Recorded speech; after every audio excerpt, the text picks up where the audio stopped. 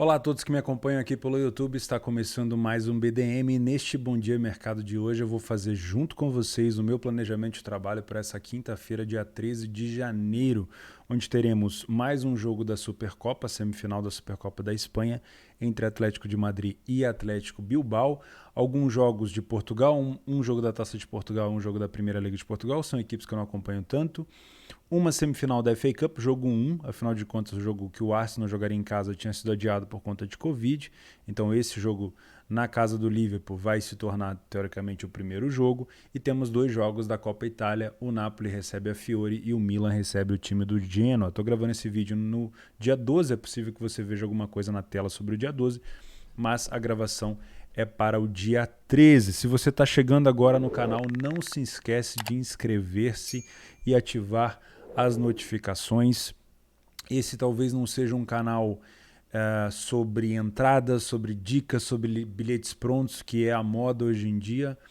E eu sei que se você estiver buscando esse tipo de situação, talvez você não goste tanto, mas aqui eu trabalho com situação de criação de cenário para trabalhar ao vivo. Eu sou um trader, esse é um canal sobre trade esportivo, então eu trabalho ao vivo, mas antes de você sair do vídeo, eu acredito que se você até o final, se você ficar até o final, eu vou conseguir te passar algum tipo de informação que vai te ajudar na sua tomada de decisão, mesmo que você seja um punter, mesmo que você seja só buscando entradas, mesmo que você esteja só nessa onda mesmo de bilhetes prontos, talvez com mais embasamento você consiga tomar a sua decisão da melhor maneira possível. Então, não esquece de ficar até o final. Se você gostar do vídeo, não esquece de se inscrever. Beleza? Eu vou começar analisando então o jogo do Atlético de Madrid contra o Atlético de Bilbao.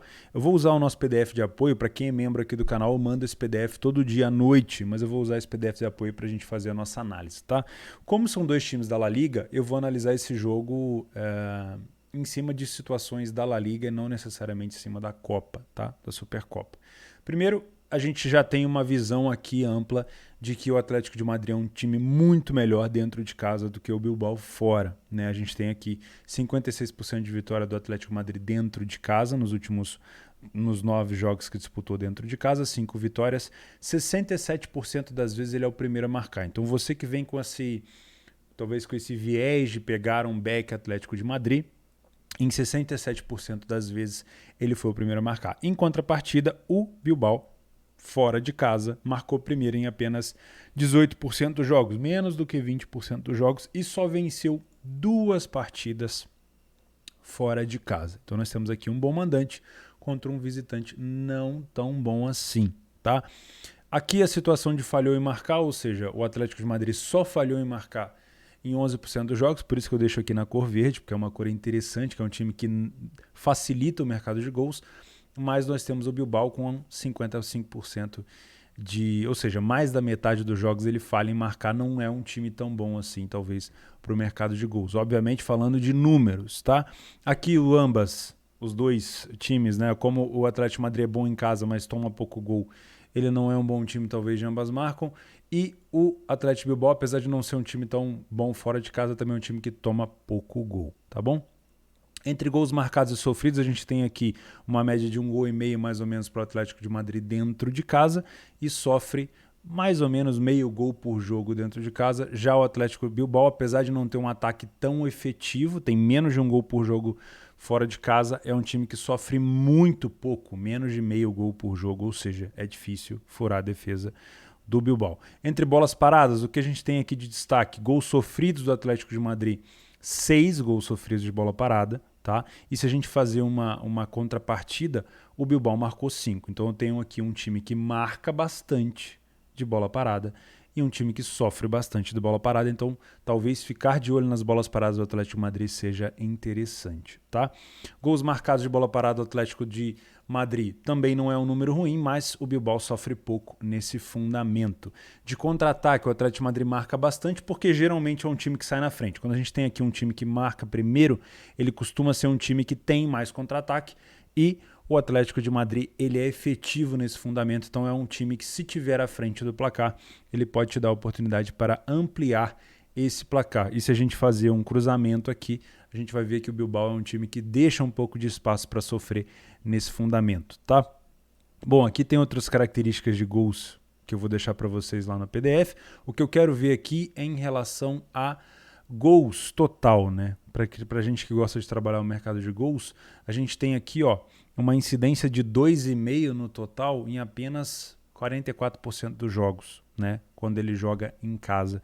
E o Bilbao fora de casa em apenas 9%. Então talvez não seja um jogo tão interessante para a gente ficar de olho em gols. Óbvio, isso aqui é número. O que eu faço é confirmar essa leitura ao vivo. Então, se tiver leitura para gols, se tiver com espaço, indiferente se os números me dizem para não entrar. Talvez a minha percepção de leitura seja mais fácil. Jogadores importantes, vamos voltar aqui para dar uma olhada. Deixa eu puxar aqui a aba de favoritos para ficar mais fácil. Deixa eu minimizar os jogos de hoje. Vou buscar aqui o jogo do Atlético de Madrid. Vamos olhar aqui as formações. Lembrando que o jogo de Copa nem sempre as equipes vão com os times titulares, mas se tratando de Supercopa, é bem provável que o Atlético de Madrid vai colocar o time titular.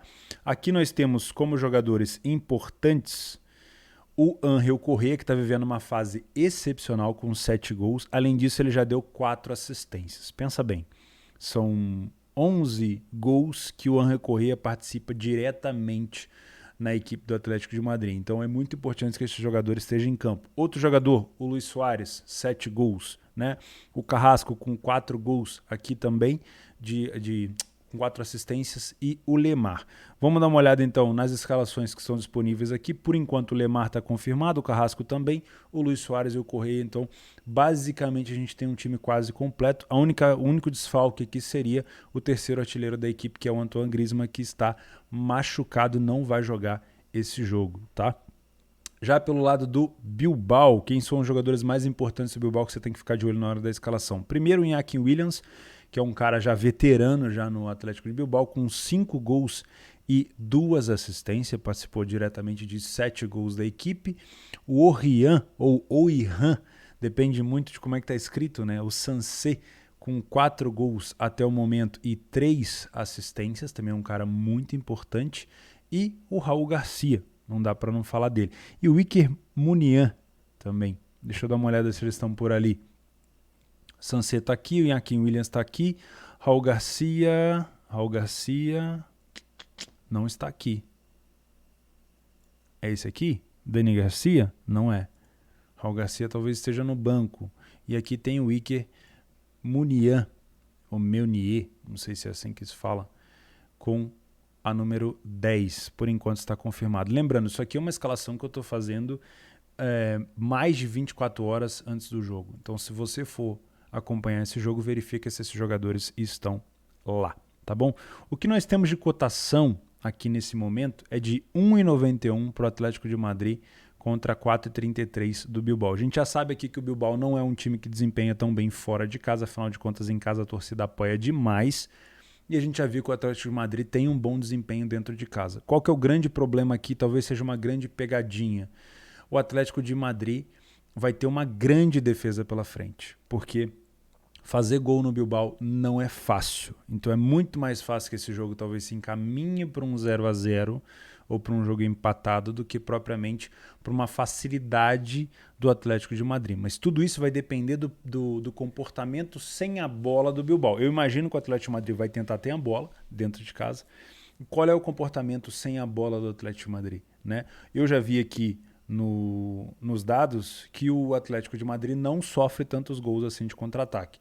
Então, se eu tenho o Atlético de Madrid com a bola posicionado, ele defende bem. Ele não é uma equipe que dá tanto espaço para tomar gol assim de contra-ataque do Bilbao. Então, como que vai se posicionar o Bilbao? Ele vai ficar completamente postado lá atrás, chamando o Madrid para cima? Ou ele vai fazer um jogo mais franco, para a gente ter talvez uma correção de odd? Tudo isso depende do posicionamento e do comportamento defensivo do Bilbao, que é uma equipe muito difícil de furar, uma defesa muito difícil de furar. Então eu acredito que esse jogo pode se encaminhar assim para um jogo para eu trabalhar probabilidades, mercado de match odds, tá? Principalmente para o lado do Atlético de Bilbao, com essa odd de 4,50, desde que o Atlético de Madrid consiga permanecer com a bola, recupere essa segunda bola e não tome contra-ataque. Finalização no gol, não necessariamente, né? Se eu tivesse uma finalização no gol constante, com recuperação de bola e não tendo contra-ataque, aí era padrão de back, não seria padrão de lei. Que pode acontecer também. Mas eu estou mais inclinado a trabalhar um lei Atlético de Bilbao se eu ver que o Atlético de Madrid retém a posse, esteja com dificuldade talvez de entrar na área, de finalizar no gol, mas que não deixe os contra-ataques para o Atlético Bilbao e vou ter algum tipo de correção ali para fazer, mas não vai ser tão forte. Né? O mercado vai se mover de forma mais agressiva se você tiver um mercado se assustando. E quando que o mercado se assusta? Quando acontece algo que ele não está esperando. Então, provavelmente, com essas cotações de 1,91, o que seria o mercado não estar esperando? O Bilbao começando com uma força tremenda, recuperando a segunda bola, conseguindo encaixar os contra-ataques e não tomando contra-ataque. Aí você tem um papel inverso e o mercado provavelmente vai corrigir essas odds. Mas eu estou mais inclinado para um jogo mais truncado, mais morno, um jogo onde o Atlético Madrid vai ter mais dificuldade de furar essa defesa do Atlético Bilbao, um jogo que pode se encaminhar para um 0-0, por isso eu não vou fazer o mercado de gols, mas talvez seja aqui um caminho para trabalhar no Match Odds, e eu já vou acrescentar aqui talvez um lay para a equipe em campo no Atlético de Bilbao. Atlético Madrid contra o Bilbao, tá? Isso obviamente é só uma criação de cenário. Voltamos aqui para o... Eu tô com 2 monitores e mesmo assim eu tenho dificuldade de transferir tantas coisas na tela. Vocês tenham calma que eu tô ficando velho, tá? Mas é muita tecnologia para mim. Eu tô usando um negócio aqui que me ajuda a passar as telas, mas mesmo assim é muita tecnologia, tá? Vamos falar então de Liverpool e Arsenal. Às 16h45, nós temos aqui outra pegadinha e outra informação muito importante para todo mundo, não só para mim quanto para você, que é a questão da Copa das Nações Africanas, que está levando vários jogadores das equipes inglesas, tá? Principalmente do Liverpool. Se a gente dá uma olhada aqui na escalação principal do Liverpool, a gente já vê a falta do Naby Keita, do Mohamed Salah, do Sadio Mané, que são jogadores que fazem muita diferença para o Liverpool. Então a gente tem aqui uma possível escalação do Liverpool com Firmino, Oxlade-Chamberlain e Diogo Jota, que é um dos artilheiros da equipe, né? Fabinho, o Jones e o Henderson, o Milner, o Matip, o Van Dijk, o Robertson e o Kelleher. Ou seja, parece que o Alisson não está confirmado. Outro jogador que eu não estou vendo aqui confirmado é o Alexander-Arnold, que é um dos melhores passadores da equipe, né? Aqui no Arsenal a gente tem um desfalque ainda do Aubameyang. Provavelmente o Aubameyang vai ser negociado. Ele fez alguma merda por lá em relação a comportamento. Não vi ainda em alguma matéria, qual é o tipo de comportamento, o que ele fez de fato, mas é bem provável que ele não jogue mais pelo Arsenal. E é impressionante, um cara que chegou a ser artilheiro, um cara que veio do Dortmund com o nome que ele veio e o cara que chegou a usar a braçadeira de capitão do Arsenal, não respeitar a camisa, é estranho. No mínimo estranho, tá? Bukayo Saka é um dos artilheiros da equipe. O Emily Hove, deve ser assim que se fala, também é um dos artilheiros. O Martinelli tá jogando muito bem, fazendo seus gols. O Lacazette. Vamos dar uma olhada aqui nos números. Eu também vou utilizar a questão da Premier League para a gente analisar esse jogo, porque são 2 times da Premier League, obviamente. Aqui a gente tem, óbvio, fazer uma pausa. Não dá para confiar só na camisa do Liverpool com tanto desfalque. E eu já vou te mostrar por quê. Antes da gente começar, vamos dar uma olhada aqui. Ó. Dos artilheiros da equipe, Mohamed Salah com 16 gols, fora. Sadio Mané com 8 gols, fora. Mohamed Salah com 9 assistências, fora. E aqui o Alexander-Arnold não confirmado. Então aqui eu já tenho 16, 8, 9 e 9 participações diretas em gols, fora ou sendo dúvida. Isso é muito importante. O que a gente sobra aqui, o que sobra pra gente é o Robertson, que é o lateral esquerdo, e o Diogo Jota, que é o atacante também pela esquerda. Se o Arnold for jogar, facilita um pouco, mas perceba que não é aquele Liverpool que a gente vai analisar aqui nos números. Eu vou te mostrar aqui os números do Liverpool em casa, com 67% de vitória, venceu 6 das 9 que disputou em casa, marcou primeiro em quase 80% dos jogos, é um time excelente para trabalhar em back, é um time que falhou em marcar em zero. Cara, ele não falhou em marcar em nenhum jogo. Ou seja, tem 0% de jogos onde ele falhou em marcar. É um time excelente. Qual que é o problema? Os grandes jogadores ali da frente não vão jogar. Então, isso tem que interferir, tem que influenciar na tua análise. É lógico que o time do Liverpool continua forte, com o Firmino, com o Diogo Jota, o Van Dijk está lá, mesmo que o Alisson não jogue.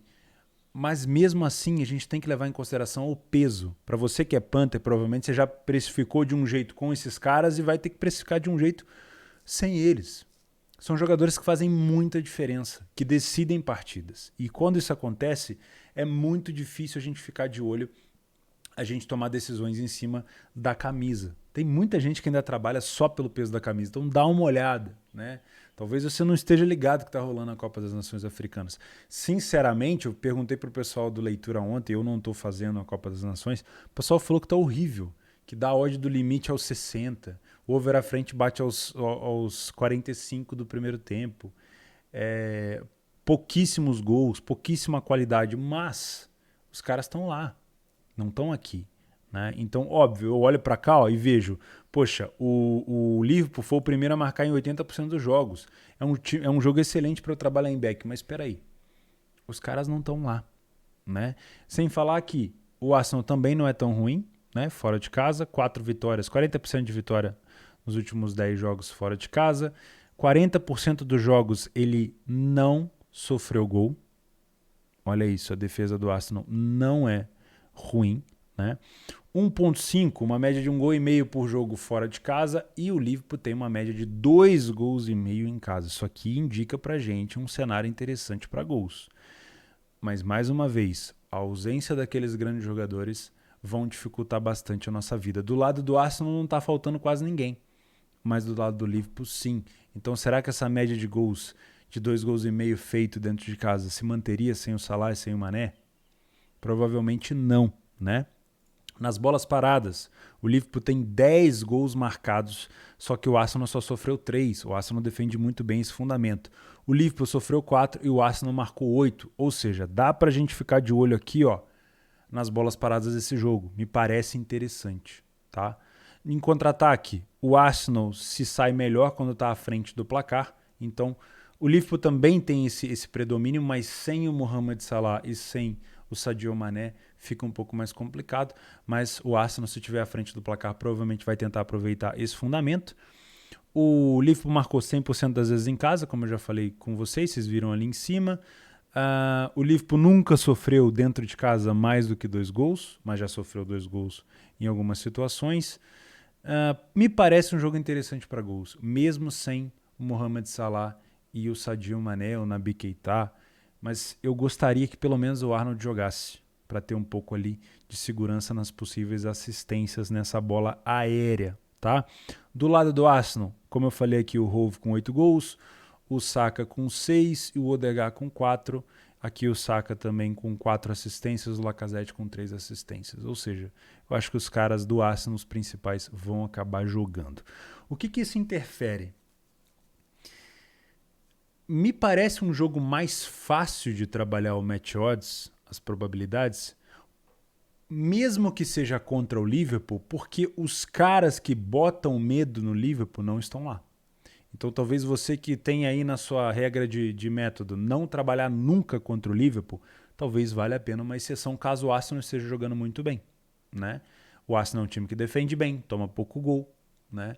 E é um time do Liverpool desconfigurado na parte ofensiva, principalmente jogadores de velocidade. Não que o Firmino não seja e o Jota também não consiga, mas Mohamed Salah e Sadio Mané é uma coisa absurda. Então, talvez o meu planejamento inicial para esse jogo também seja direcionado aqui para o Match Odds, onde eu tenho um Liverpool começando, Liverpool e Arsenal. Eu tenho um Liverpool começando... Deixa eu só mudar isso aqui para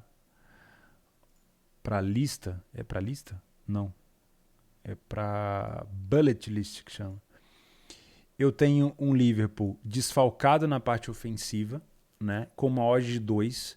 E se eu tenho um Arsenal começando muito bem, é muito provável que essa odd do Liverpool corrija. Tá? Porque, na minha opinião, é óbvio que o mercado inglês consegue precificar muito bem esses jogos, mas, na minha opinião, se o jogo começar e o desempenho do Liverpool for muito abaixo do que o mercado está esperando, ou seja, o mercado precificou um jogo sem Sadio Mané e sem Mohamed Salah, e está acontecendo completamente diferente. O Liverpool, em vez de estar conseguindo segurar, está sendo engolido. Aí a saúde do Liverpool pode corrigir. Por isso que eu falei que às vezes no seu método não tem lá uma correção na odd do Liverpool, mas nesse jogo possa ser interessante fazer alguma coisa. E eu também estou inclinado com a possibilidade, dependendo do desempenho do Liverpool sem eles, né? Eu falei aqui da parte ruim, mas pode ser que aconteça o contrário, pode ser que o Liverpool jogue bem sem esses jogadores, também buscar alguma coisa aqui no mercado de gols. Mas lembre-se, não é jogo único. Então, a gente pode ter aqui o cenário de administração de vantagem. Então, talvez aquela coisa, vou buscar um longa exposição, qual? Sei lá, um 4,5. Não estou dizendo que não vai entrar, estou dizendo que tem jogo da volta. E talvez o jogo decisivo seja mais pegado do que esse. Tá? Então eu vou ficar de olho aqui também, caso eu tenha espaços, principalmente com um time à frente do placar, sabendo que o Arsenal contra-ataca muito bem. Tem gente que tem muito preconceito, talvez eu seja um deles com o Arsenal, mas não dá para negar que o Liverpool desconfigurado e um Arsenal na frente, a gente pode ter sim um Arsenal se encontrando. Vamos ver, tá? Vamos ver. Existe uma possibilidade de correção de preço do time do Liverpool? Existe. Existe. Existe sim. Isso não quer dizer que vai corrigir, mas existe a possibilidade. É ou não é? E eu acredito que sim, com essa cotação perto de 2, eu acredito que sim. Vamos fechar então com a Copa Itália. O Napoli muito desfalcado também recebe o time da Fiorentina, que eu não tenho certeza de qual escalação vai levar. Para a gente finalizar essa Copa Itália, eu preciso lembrar vocês que a Copa Itália, apesar de ser uma competição muito importante, muitas das vezes ela é deixada em segundo plano por algumas equipes que focam na Série A. Isso pode acontecer com algumas dessas equipes. Por exemplo, o Genoa está disputando para não cair, o Milan está disputando o título, a Fiorentina está disputando competição europeia. Então, realmente, eu não sei. Tá? Vamos dar uma olhada nas escalações. Primeiro, também vou usar a mesma questão de dados que a gente tem da Copa Itália. Vamos dar uma olhada aqui nos jogadores que são disponíveis no Napoli. Olha a quantidade de desfalque. Ó. Você não está vendo aí, mas o Zelinski, que é um jogador importante para o Napoli. Se eu não me engano, o Zelinski tem 5 assistências e 5 gols. É um jogador muito importante. Está fora. Mário Rui, Ounas, Osimé, Meret. Aí tem vários. Lozano, Koulibaly, Insigne. Ou seja, tem vários jogadores desfalcando o Napoli, seja por lesão ou talvez também a questão da Copa das Nações Africanas. Pelo lado da Fiore, olha como está diferente. Eu não estou vendo aqui o Dusan Vlahovic. Olha quem apareceu na Fiorentina como empréstimo do Hertha.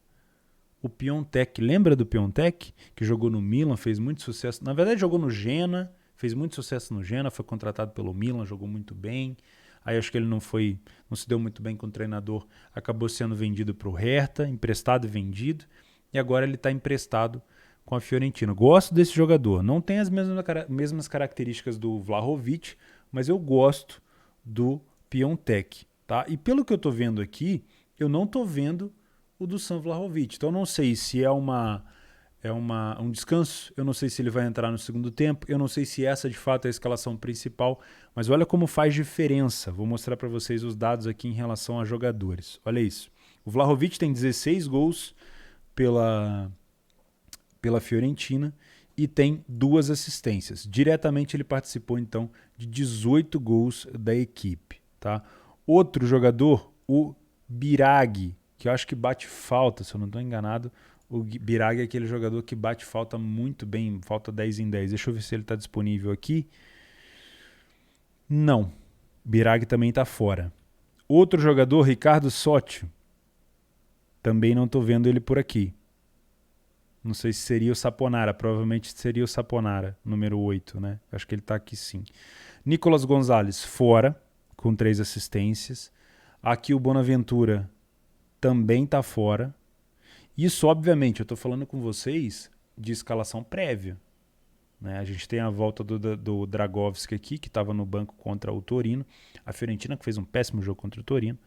Né? E o Dragovski já indica, apesar do Dragovski ser um jogador aço, na minha opinião, um dos melhores goleiros da Fiore, que a última partida dele como titular foi em 2021, acho que foi outubro, né?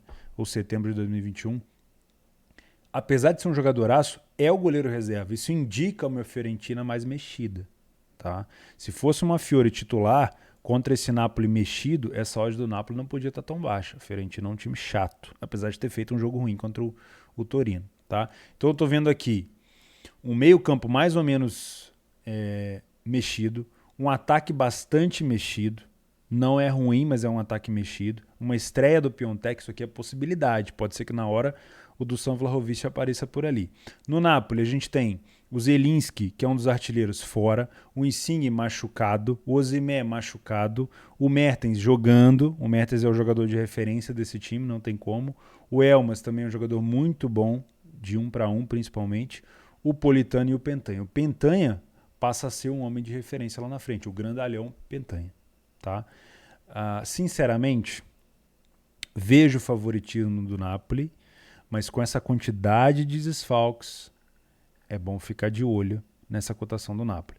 Não é fácil para o Napoli marcar mais do que 1 ou 2 gols no jogo. Tem sido difícil, porque os principais artilheiros estão fora. E aí fica em cima do Mertens, que é o maior artilheiro da história atualmente do Napoli, a função e o objetivo de marcar gols. Porque o Pentanha não dá para contar tanto, né? Um cara mais, talvez, de segurar a bola, de fazer um pivô. Marca seus gols de vez em quando, mas não é tanto contra o Mertens, né? E aqui na Copa Itália é jogo único, então não tem como. Eu, sinceramente, se fosse o treinador da Fiorentina, colocaria o time titular. Eu acho que ir para frente na Copa Itália é interessante. Mas eu acho que já faz parte do planejamento na Itália dos times, né, já saberem que nas oitavas vão pegar ali cascudo, porque é foda. Os times grandes, eles não jogam os outros jogos da Copa Itália, já entram nas oitavas. Deixa eu ver se a Fiorentina chegou a entrar nas oitavas, eu acho que não. Acho que a Fiore... Aqui, ó. A Fiore chegou a jogar contra o Benevento. Ou seja, ela jogou uma rodada atrás. E agora já pega o Napoli, que entrou agora, né? Eu, sinceramente, vinha numa excelente expectativa com a Fiorentina. Os últimos 2 jogos da Fiore não me agradaram. 3, né? Vou contar o jogo do Sassuolo também. Não me agradou o jeito que a Fiorentina jogou. Contra o Torino foi horrível, foi horroroso, mesmo com o time titular. E a gente vai ter uma Fiorentina reserva nesse jogo. Então, tudo que você imaginava de gols para esse jogo, eu já acredito, já te aconselho a dar uma pisada de freio, porque o Napoli não é esse time que costuma golear o tempo todo. E é muito difícil fazer gol no Napoli, né? E a Fiorentina fora de casa, vamos dar uma olhada nos dados aqui, ó. A Fiorentina fora de casa também não é tão confiável. 4 vitórias apenas em 11 jogos, uma média apenas de 1 gol por jogo, sofre 1 gol e meio. Talvez, né, buscar um cenário de 2 gols nesse jogo talvez não seja tão ruim, né? O Napoli marca primeiro em metade dos jogos, vamos dizer assim. Falhou em marcar em apenas 18% dos jogos em casa. E eu acho que é isso. Deixa eu ver nas bolas aéreas. Gol marcado pelo Napoli, 8 de bolas paradas, mas aí a gente tem vários jogadores desfalcando a equipe. E de contra-ataque, o Napoli marca muito pouco. Então não dá nem para falar assim, ó, se o Napoli sair na frente, vamos preparar para trabalhar um possível contra-ataque da equipe do Napoli contra a Fiore. O Napoli não tem um bom desempenho nesse papel. Tá? E nas bolas paradas, apesar da gente poder olhar esse fundamento, não tem nada gritante aqui, não tem uma defesa horrorosa, talvez o Napoli tendo um desempenho melhor na parte ofensiva. Tá? Sinceramente, eu não viria para esse jogo para trabalhar mercado de gols para longas exposições. Talvez o overlimit no final, talvez um overlimit HT para quem trabalha, eu já não trabalho mais. No máximo ali um over à frente se tiver, né, um cenário interessante no segundo tempo, mas nada de buscar... Tô no 0 e buscar 3 gols, né? Ou seja, buscar um 2,5 no 0-0, buscar um 3,5 no 1-0. Para mim, pelo menos para o meu planejamento, não vai se encaixar, tá bom? Muito por conta dos desfalques do Napoli e também não dá para falar que não do maior desfalque da Fiorentina até o momento que eu tô gravando esse vídeo, do Dusan Vlahovic. Então é outro jogo que vale a pena a gente ficar de olho numa possível oportunidade para match odds. Napoli e Fiorentina. Aqui talvez até para o lado da Fiore, se a Fiore não se encaixar com essa formação, né?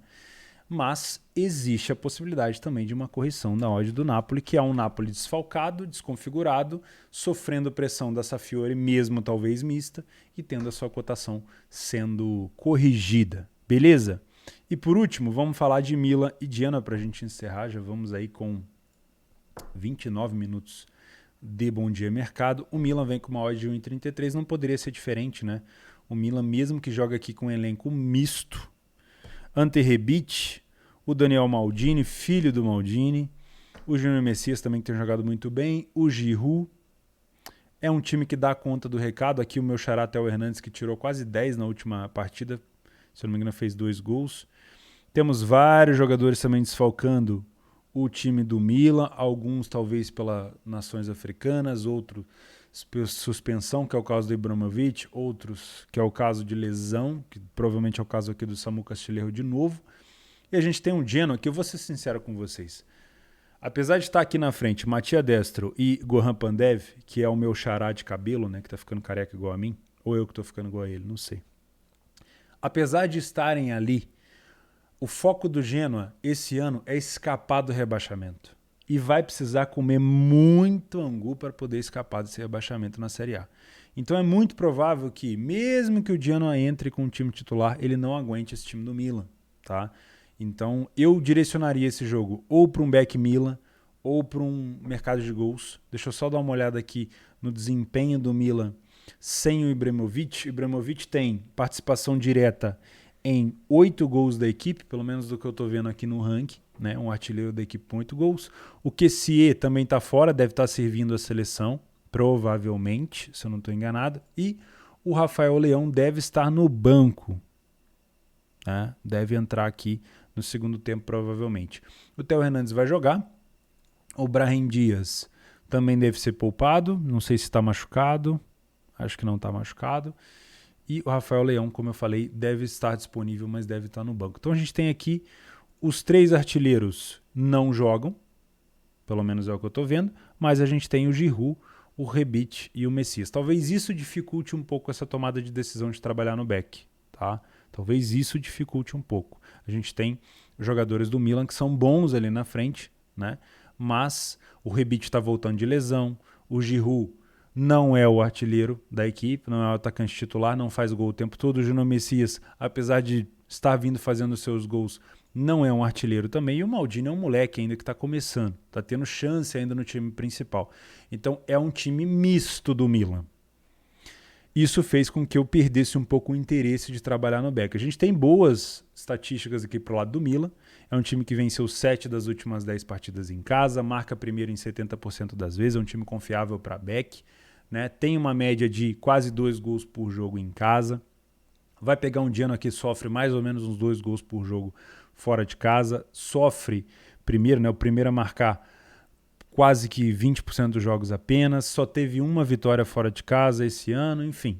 Tudo isso facilita muito a vida do Milan, mas a escalação que está se desenhando aqui do Milan talvez não seja interessante para esse back. Talvez o Milan vença, mas não te dê tanta leitura assim. O que eu vou ficar de olho nesse jogo? Se eu estou descartando a possibilidade de trabalhar um back Milan, talvez eu fique de olho aqui no mercado de gols, no máximo para um mercado de 3 gols para talvez um 2,5. Né? Aí seria uma longa exposição, que no 2,5 geralmente eu trabalho ali por volta dos 30, 35 minutos, se tiver ótimo. Tá? Lembrando, o Milan está desfalcado. Não vai só pela camisa, porque pode ser complicado. Eu imagino o Milan vencendo, eu imagino o Milan se classificando. O Genoa se classificando aqui para mim seria uma grande zebra. O Milan tem peça de reposição no banco, mas os artilheiros da equipe, talvez o Kessié e o Ibrahimovic, não devem jogar. Rafael Leão vai estar disponível no banco de reserva, tá bom? Acho que é isso nas análises aqui. Uma coisa que eu preciso lembrar vocês, deixa eu ver se eu deixei aberto, talvez eu não tenha deixado aberto, o meu curso de trade esportivo gratuito para você do iniciante até avançado, qualidade garantida, pode fazer. Se você está disponível para poder fazer, para estudar sobre trade esportivo, fica aqui o link aqui embaixo, tenho certeza que vai te ajudar bastante, tá? Tem também aqui embaixo alguns links da Betfair, tem uma aposta nesse dia 12 que eu estou gravando agora, ainda dá tempo, eu vou postar esse vídeo antes, ainda dá tempo de você assistir esse vídeo aqui que eu vou postar e usar esse bônus, que é um bônus de R$10 lá no El Clássico entre Barcelona e Real Madrid. Utilize. Também tem uma super cotação aí para o Manchester City vencer o Chelsea no domingo, se eu não estou enganado. Tem uma odd excelente e esse é um jogo chave, hein? Esse jogo do Chelsea com o City é um jogo que pode definir o campeonato, né? Se eu não me engano, é uma odd bem alta pro City vencer o Chelsea. Também tem aquela super cotação de 18 para o ambas marcam entre Real Madrid e Barcelona, e tem aquele desconto do Leitura. Se eu não me engano, resta 5 ou 6 cupons para você utilizar para conhecer a plataforma do Leitura, que é onde eu trabalho. Lá no Discord, também todos os estudos de caso, todos os replays de mercado que vão ajudar você a validar o seu método. É um desconto de R$30 num plano de 50. Você vai pagar 20 então no primeiro mês para você conhecer. Beleza? Então eu fico por aqui. 35 minutos de vídeo. Espero que eu tenha conseguido no meu planejamento ajudar um pouco no seu planejamento. Se você tem alguma outra informação, deixa aqui embaixo nos comentários. A gente se vê. E é isso. Um grande abraço.